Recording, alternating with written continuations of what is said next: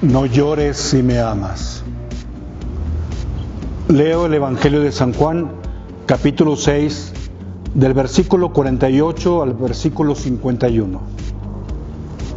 En aquel tiempo Jesús dijo a sus apóstoles: Yo soy el pan de vida. Vuestros padres comieron el maná en el desierto y murieron.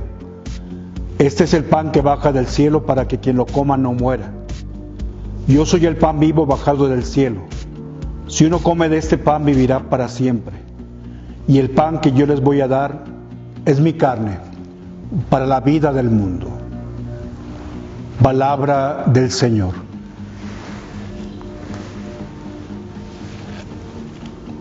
Hablar sobre la muerte es hablar sobre algo cercano a todos nosotros. Es hablar sobre un misterio que todos los hombres de todos los tiempos se han cuestionado en torno a él. Nosotros tenemos una visión cristiana. Por ello quisiera hacer recurso de las visiones de aquellos que, siendo bautizados, un día vivieron la etapa adulta de la fe. Nuestros hermanos, los santos, los bienaventurados, aquellos que gozan de Cristo. Decía San Agustín que la muerte no es más que el amanecer de un nuevo día, donde esta vida se convierte en noche y el nuevo día se convierte en eternidad. Decía San Juan Crisóstomo que la muerte no es más que despertar de un sueño, donde en realidad esta vida es sueño y la vida verdadera y la realidad se encuentra cuando un día vayamos al encuentro de Dios. Decía el mismo San Juan Crisóstomo que la muerte no es más que el final de una función, donde un día tú y yo regresamos la indumentaria a quien nos la dio, regresamos el guión de la vida a quien nos lo obsequió. Y entonces ya no hay sabios ni hay ignorantes, ya no hay ricos ni hay pobres, ya no hay reyes ni hay vasallos, sino que todos somos exactamente iguales ante aquel que nos dio la vida. Decía Jean Bautista Bousset que la muerte no es más que la mudanza, donde dejamos un día este viejo edificio ya derruido para ir a esa mansión que tiene muchas habitaciones, en las que Cristo dijo que ha ido a prepararnos una para la eternidad. Decía el cardenal Newman que la muerte no es más que el momento de la cosecha, donde después de trabajar intensamente durante la vida, un día nos presentamos ante Dios, no con las manos vacías, sino con las manos rebosantes de frutos.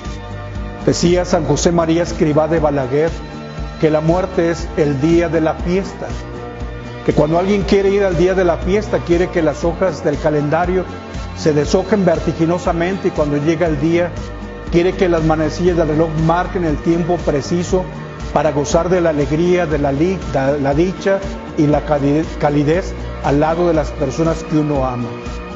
Decía Santo Tomás de Aquino que la muerte no es más que la noticia que nos llega de que nuestro hermano ha sido coronado rey y él quiere que vayamos a donde él reina para que gocemos de todo aquello que él nos comparte en su generosidad. El hermano que es rey es Cristo, y tú y yo somos los hermanos que un día somos invitados a gozar de su reino. Y como nuestro hermano ha sido coronado rey, dejamos lo que tengamos que dejar, vendemos lo que podamos vender, y entonces nos dirigimos hacia donde él reina para toda la eternidad. Decía San Cipriano que la muerte no es más que el final de un viaje, donde un día después de esa jornada y ese trayecto exhaustivo, uno se alegra contemplando las luces de la ciudad de Dios y uno sabe que ha terminado el camino y hemos llegado a nuestro destino. Decía San Francisco de Asís que la muerte es la hermana muerte. Habla, loado seas mi Señor por la hermana muerte. Nada se libra de ella. Ay de mí si en pecado fuera hallado. Y así hablamos de Santa Teresa de Ávila, que dice: y tan alta vida espero que muero porque no muero. O Santa Teresita del Niño Jesús, que dice que la muerte no es más que la salida del hospital de segunda clase, en donde ahora nos alegramos por ingresar a la vida cotidiana, la más bella, después de haber sido dados de alta del hospital de la existencia. Podríamos seguir enunciando expresiones en torno a la muerte. No obstante, quiero decirte que una de las que a mí me agradan es la de una mujer muy santa llamada Santa Mónica. La Iglesia dice que Santa Mónica es doblemente madre de Agustín, y lo dice con toda razón, porque dice la Iglesia que la primera gestación de Santa Mónica fue en su vientre, La segunda gestación de Santa Mónica, de su hijo Agustín, fue en las noches de oración, de lágrimas, de llanto, pero también de plegarias. Dice la Iglesia que la primera gestación de Agustín pudo haber sido dolorosa, pero no se compara con los dolores que experimentó su madre en la segunda gestación, que no fue la gestación para lo biológico, sino la gestación para la eternidad. Y entonces dice la Iglesia, Santa Mónica es doblemente madre de Agustín, porque lo engendró en su cuerpo y lo engendró en su alma, le dio la vida en el tiempo y también le consiguió la vida para la eternidad. No obstante, un día la vida de Santa Mónica vino en detrimento.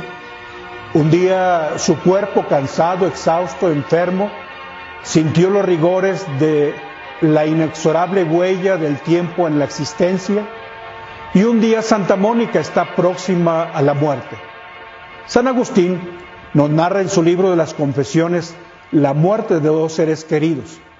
En la primera parte de su libro de las Confesiones nos narra la muerte de un amigo, y entonces dice una expresión que yo bien aconsejaría deberíamos escribir con letras de oro, porque es una expresión de sabiduría que viene de la santidad que se consigue en Dios. Dice San Agustín ante la muerte del amigo: no teme perder a aquellos a quienes ama, quien los ama en aquel que no se pierde. Bello, ¿no te parece?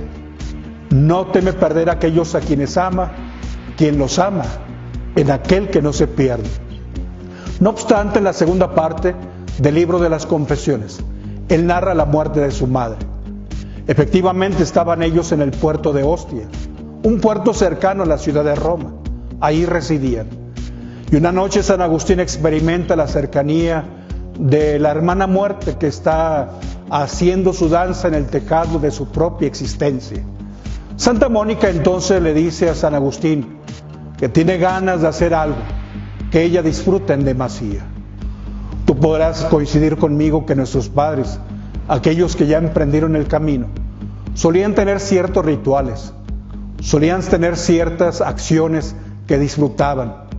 Santa Mónica le gustaba caminar en la arena húmeda de la playa bañada por la marea nocturna, y lo que ella hacía lo hacía repetidamente. Se quitaba las sandalias y después de quitárselas empezaba a sentir la arena húmeda, fresca y suave de la mar nocturna, de la costa, de la arena humedecida por la marea. Ella caminaba aquella noche un tanto con dificultad, diría yo con torpeza, y quisiera poder justificar la palabra, porque parece una ofensa, pero torpe es aquello que no podemos hacer con facilidad. Tú y yo podemos subir una escalera de 20, 30, 40 escalones con habilidad, porque tenemos fortaleza, pero alguien con los años se acuesta, con alguna enfermedad. Subir un escalón es como subir una montaña.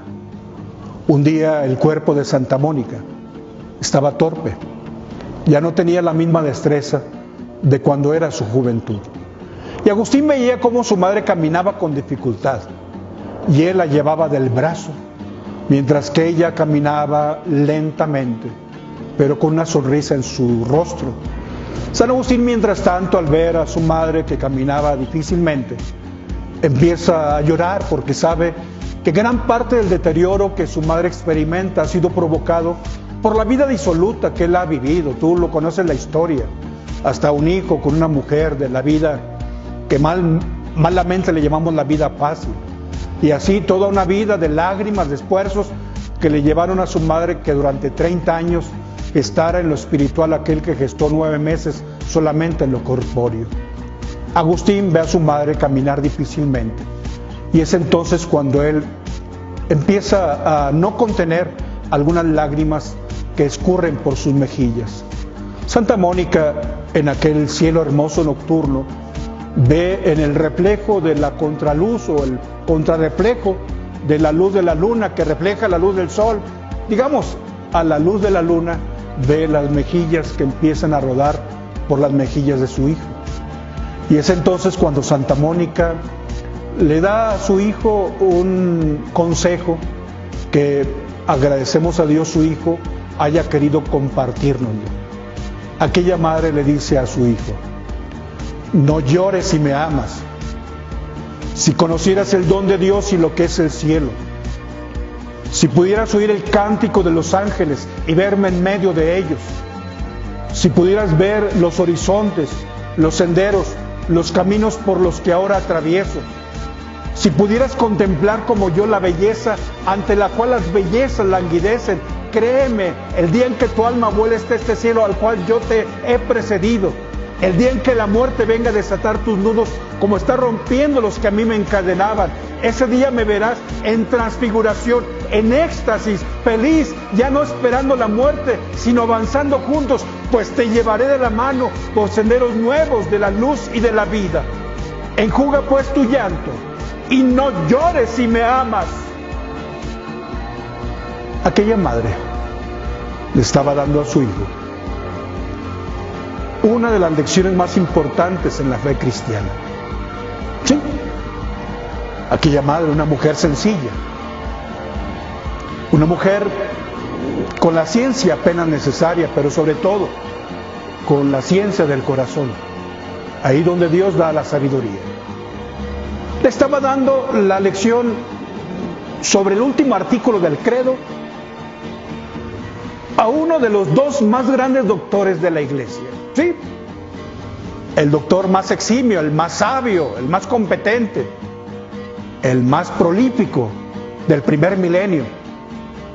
Aquel gran doctor de la iglesia recibía la lección sobre fe cristiana de parte de una madre sencilla, pero una madre que tenía a Dios en su corazón. Así suceden las cosas. Tú y yo, que hemos vivido, que vivimos o que viviremos el tránsito de las personas que hoy están con nosotros, y que así como tú y yo un día emprenderemos el camino cuando Dios quiera. La muerte es cierta, la hora es incierta. Dios sabrá cuándo marca el tiempo para ir a su encuentro. Pero si tú y yo somos cristianos, y si tú y yo vamos a la misa los domingos, y si tú y yo profesamos el credo, debemos saber que el credo sustancialmente tiene tres partes, pero tiene una parte conclusiva hermosa. Iniciamos diciendo que creo en el Padre y la descripción de la primera persona de la Trinidad. Después decimos que creemos en el Hijo, que se encarnó. Después decimos que creemos en el Espíritu Santo. Y junto con ello hablamos de la Iglesia, que es obra del Espíritu Santo. Pero después de decir que creo en el Padre, que creo en el Hijo, que creo en el Espíritu Santo, el último verbo del credo cambia. Decimos: espero la resurrección de los muertos y la vida del mundo futuro. Esta es la fe cristiana. Tú crees en el Padre, tú crees en el Hijo, tú crees en el Espíritu Santo. Debes de esperar la resurrección de los muertos. No te engañes. Si tú crees que porque tu ser querido ya cerró los ojos, no los volvió a abrir, ya se le acabó la vida, no. Entonces, no digas mentiras. Tú no crees en el Padre, tú no crees en Jesucristo, tú no crees en el Hijo. Jesús dijo en el capítulo 14 de San Mateo, de San Juan: créanlo, en la casa de mi Padre hay muchas habitaciones, yo voy a prepararos una. Tú dices que crees en Jesús. ¿Cómo piensas que cuando los aparatos médicos dejaron de marcar la vitalidad en el cuerpo, cómo piensas que ahí se acabó la vida? Si tú crees en el Padre, si tú crees en el Hijo, si tú crees en Dios Espíritu Santo, entonces tú debes esperar la resurrección de los muertos y la vida del mundo futuro. Que Dios te bendiga.